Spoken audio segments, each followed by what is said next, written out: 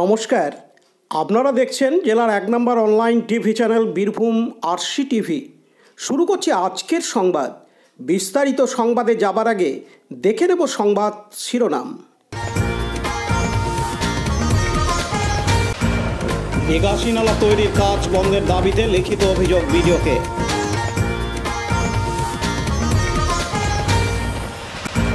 পাইকর থানা পুলিশের উদ্যোগে অবৈধ চোলাই মৎস্য গ্রেপ্তার 2।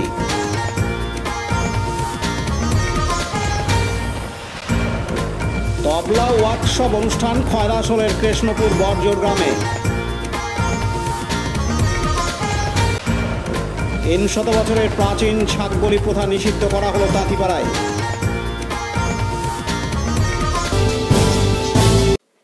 রাজনগর ব্লকের অন্তর্গত খোদাইবাগ গ্রাম সংলগ্ন একটি মুরালি বাঁধ নামে পুকুর রয়েছে, যেটি খোদাইবাগ এবং বহিলাপাড়া গ্রামের মানুষ সরবরাহ করে থাকেন। স্থানীয়দের অভিযোগ, পুকুরের পাশে একটি নিকাশি নালা তৈরির কাজ শুরু হয়েছে। এই নিকাশি নালাটি তৈরি হলে নোংরা জল পুকুরটিতে পড়বে এবং পুকুরের জল ব্যবহারের অযোগ্য হয়ে পড়বে। তাই নিকাশি নালা তৈরির কাজটি যাতে বন্ধ হয়, সেই জন্য স্থানীয়রা বিডিওর কাছে একটি অভিযোগ লিখিত আকারে জমা করেন আজ মঙ্গলবার 19 মার্চ। রাজনগরের বিডিও শুভাশিস চক্রবর্তী এ বিষয়ে ফোন মারফত জানান, তিনি অভিযোগ পেয়েছেন এবং বিষয়টি অবশ্যই খতিয়ে দেখা হবে। এদিন স্থানীয় এক বাসিন্দা জানান, সুবিধা একটাই যে এটা ব্যবহারযোগ্য পুকুর, এটা বহিলাপাড়া আর আমাদের এই খোদাইবাগ মিলে দুজনে মিলে এই পুকুরটা ব্যবহার করে এবং ড্রেন করছে। তো ড্রেনটা হয়ে গেলে নোংরা জল লাগবে, জল আসলে পুকুরটা নষ্ট হয়ে যাবে, তাহলে আমাদের ব্যবহারযোগ্য আর থাকবে না। খান আরশাদের report, Birbhum RC TV, Rajnagar. এখন বিজ্ঞাপন বিরতি, ফিরে আসছি বিরতির পর। সব থেকে ভালো চিকিৎসা সবচেয়ে কম খরচে, সবচেয়ে কম খরচে। সব থেকে ভালো চিকিৎসা সবচেয়ে কম খরচে, সবচেয়ে কম খরচে। বিশ্বমানের স্বাস্থ্য পরিষেবা মিলবে দিনে রাতে, বিশ্বমানের স্বাস্থ্য পরিষেবা মিলবে দিনে রাতে। মণি মহেশ হসপিটাল, মণি মহেশ হসপিটাল, মণি মহেশ হসপিটাল, মণি মহেশ হসপিটাল। মণি মহেশ হসপিটাল, দুবরাজপুর, বীরভূম। ফিরে এলাম বিরতির পর। বীরভূম জেলার অন্তর্গত নলহাটি থানার অধীন কানিয়া গ্রাম থেকে অবৈধ চোলাই মদ মোরারই 2 নম্বর ব্লকের হাবিশপুর গ্রামের মাঠে বিক্রি করতে এসে হাতে নাতে ধরা পড়ল 2 ব্যক্তি। আজ মঙ্গলবার 19 মার্চ পাইকর থানার পুলিশ এই 2জন ব্যক্তিকে হাবিশপুর গ্রামের মাঠের পাশ থেকে গ্রেপ্তার করে এবং তাদের কাছ থেকে অবৈধ 40 লিটার চোলাই মদ উদ্ধার করে। এদের নাম সুকুমার মাল ও আশিস মাল। এদের 2জনের বাড়ি বীরভূম জেলার অন্তর্গত নলহাটি থানার অধীন কানিয়া গ্রামে। আজ পাইকর থানার পুলিশ এদের প্রত্যেকের বিরুদ্ধে চার্জশিট তৈরি করে রামপুরহাট মহকুমা আদালতে পাঠিয়ে দেয়। দীপু মিয়ার report, Birbhum RC TV, Paikor. এখন বিজ্ঞাপন বিরতি, ফিরে আসছি বিরতির পর। বঞ্চনার অবসান, শ্রমের সম্মান। 100 দিনের কাজের অদক্ষ শ্রমদানকারীদের জীবনে এলো নতুন প্রভাতের আলো। মাননীয় মুখ্যমন্ত্রী মমতা বন্দ্যোপাধ্যায়ের উদ্যোগে তাদের 2 বছরের বকেয়া মজুরির বঞ্চনার অবসান হলো। সম্পূর্ণ রাজ্য সরকারের নিজস্ব তহবিল থেকে 2651 কোটি টাকা ব্যয়ে 59 লক্ষ অদক্ষ শ্রমদানকারীদের বকেয়া মজুরি প্রদান করা হয়েছে। হাসি ফুটেছে রাজ্যের সকল অদক্ষ শ্রমদানকারীদের মুখে। পঞ্চায়েত ও গ্রামোন্নয়ন দপ্তর, পশ্চিমবঙ্গ সরকার কর্তৃক জনস্বার্থে প্রচারিত। ফিরে এলাম বিরতির পর। বর্তমান যুগে যুবক যুবতীরা মোবাইলে ব্যস্ত, তবুও সমাজে বহু অভিভাবক অভিভাবিকারা রয়েছেন যারা ছেলে মেয়েদের মন মানসিকতা স্থির রাখতে গান বাজনা শেখাতে আগ্রহী। গান বাজনা শেখার মানসিকতা বহুলাংশে শহরেই সীমাবদ্ধ, তবুও গ্রামের যুবক যুবতীরা বা কচিকাচারা চেষ্টা করে যাচ্ছে গান বা বাজনা শিখে শহরের সাথে পাল্লা দেওয়ার।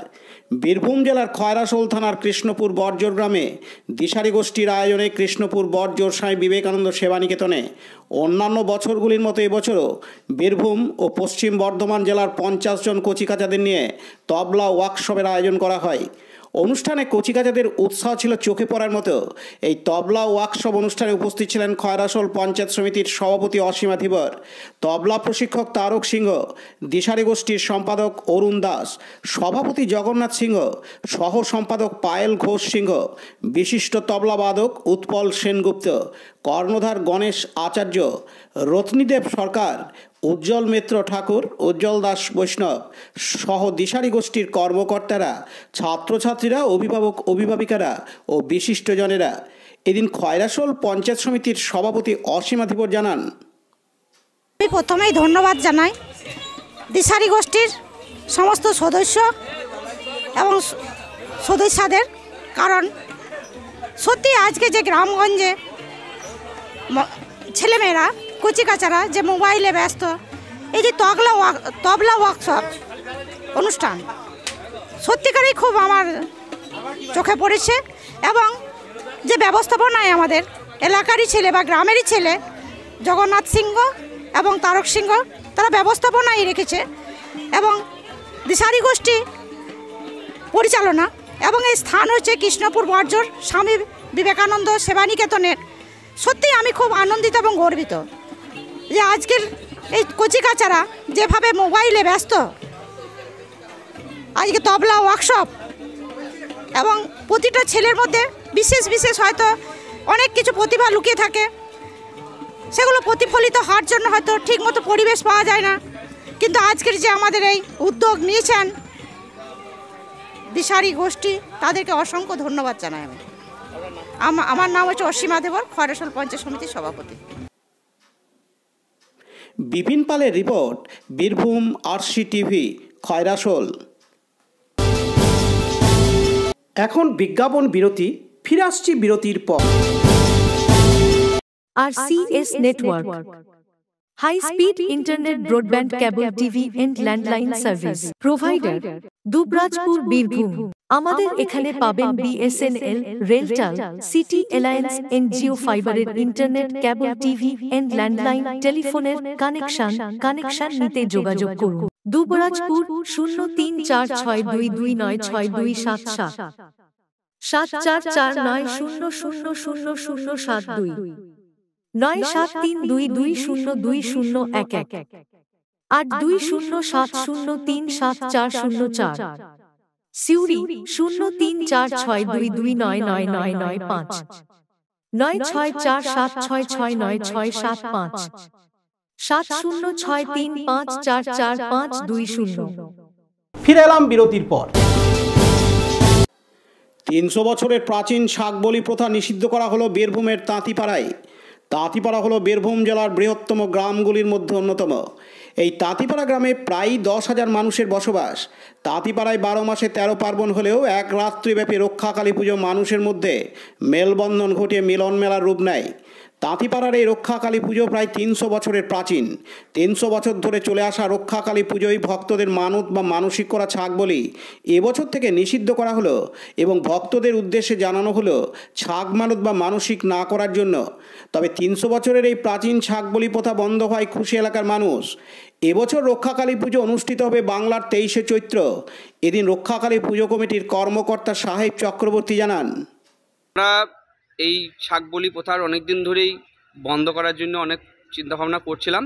যাক, এবছর আমাদের সর্বসম্মতভাবে কমিটির পক্ষ থেকে এবং সবারই মতামত নিয়েই রক্ষাকালী পুজোয় তাঁতিপাড়া হাটতলার বারোয়ারি কমিটি এবং সবার জনসমর্থন নিয়েই সম্পূর্ণভাবে প্রাণী হত্যা একদম নিষিদ্ধ করা হলো। তাই জনগণের কাছে, সবার কাছেই এবং ভক্তবৃন্দের কাছে আবেদন যে আপনারা দয়া করে প্রাণী হত্যার জন্য ছাগ মানসিক করবেন না। আপনারা যে কোনো জিনিস মানসিক করুন, কিন্তু ছাগ মানসিক করবেন না, কারণ ওটাও একটা প্রাণ, যাতে কোনো প্রাণ না যায়। সেই জন্য আমাদের এই প্রয়াস, তাতে আপনারা সবাই সমর্থন করুন এবং আমাদের এই কাজে সহযোগিতা করুন। পাশাপাশি স্থানীয় বাসিন্দা বাচ্চু দাস বলেন, চৈত্র যে তাঁতিপাড়ার রক্ষাকালী পূজা অনুষ্ঠিত হইবে, সেই অনুষ্ঠানে যে ছাগ বলি হতো সেটা নিষিদ্ধ করা হয়েছে কমিটির তরফ থেকে, শুনলাম, বা প্রচারও করা হয়েছে। যাক, আমরা শুনে খুব খুশি বা আনন্দিত। আশেপাশে গ্রামবাসী যারা আছে তারাও খুব আনন্দিত যে ছাগ বলি প্রথা বন্ধ হয়েছে। কারণ রক্ষাকালী মন্দিরে যে ছাগ বলি প্রথা প্রচলিত ছিল বহু কাল ধরেই, আমরা শুনতাম বাবা কাকাদের কাছে। এখন শুনলাম যে বন্ধ হবে, তো আমরা খুব এটা দরকারি ছিল। আমরা অনেক দিন থেকেই আলোচনা করতাম, তো এটা বাস্তবে পরিণত হলো, খুব আনন্দিত এর জন্য। অন্যদিকে স্থানীয় বাসিন্দা অমৃতলাল দে বলেন, আমাদের এই তাঁতিপাড়া হাটতলায় শ্রী শ্রী মা রক্ষাকালীর পুজো 300 বছরের অতি প্রাচীন, এবং সেই 300 বছর ধরেই আমাদের এখানে যে ছাগ বলি প্রথা চালু ছিল। আমাদের বর্তমান সমাজের যাতে এই বলি প্রথা বন্ধ হয়, সেই জন্য আমাদের কমিটি থেকে সিদ্ধান্ত নিয়ে এই বলি প্রথা বন্ধ করা হলো। এবং এই পুজো 23 তারিখে, চৈত্র মাসের 23 তারিখে অনুষ্ঠিত হবে। আপনাদের সকলের উপস্থিতি কামনা করি। অপরদিকে মা রক্ষাকালী পুজো কমিটির সম্পাদক সাধন কুমার দাস জানান, আগামী 23শে চৈত্র 1430 সন, ইংরাজি 6 এপ্রিল 2024 শনিবার তাঁতিপাড়া অতি প্রাচীন শ্রী শ্রী মা রক্ষাকালী পুজো অনুষ্ঠিত হইবে। বিগত 300 বছর ধরে শ্রী শ্রী মা রক্ষাকালী পুজোর বলির প্রথা ছিল। বর্তমান সমাজের বলির প্রথা মানতে চায় না, তাই আমাদের তাঁতিপাড়া শ্রী শ্রী মা রক্ষাকালী কমিটির সিদ্ধান্ত অনুযায়ী বলি প্রথা বন্ধ করা হলো চিরদিনের জন্য। তাই ভক্তদের কাছে আমাদের অনুরোধ, যদি কেউরি কোনো বলি মানত থাকে তাদের কাছে আমাদের ক্ষমা প্রার্থনীয়। আচ্ছা, কি বলি দেওয়া হতো এখানে? এখানে ছাগ বলি দেওয়া হতো।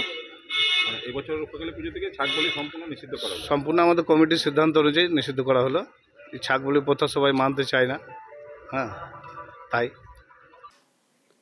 সোমনাথদের রিপোর্ট, বীরভূম আরসি টিভি, তাঁতিপাড়া। আজকের সংবাদ এই পর্যন্ত। পরবর্তী সংবাদের জন্য চোখ রাখুন বীরভূম আরসি টিভির পর্দায়। নমস্কার।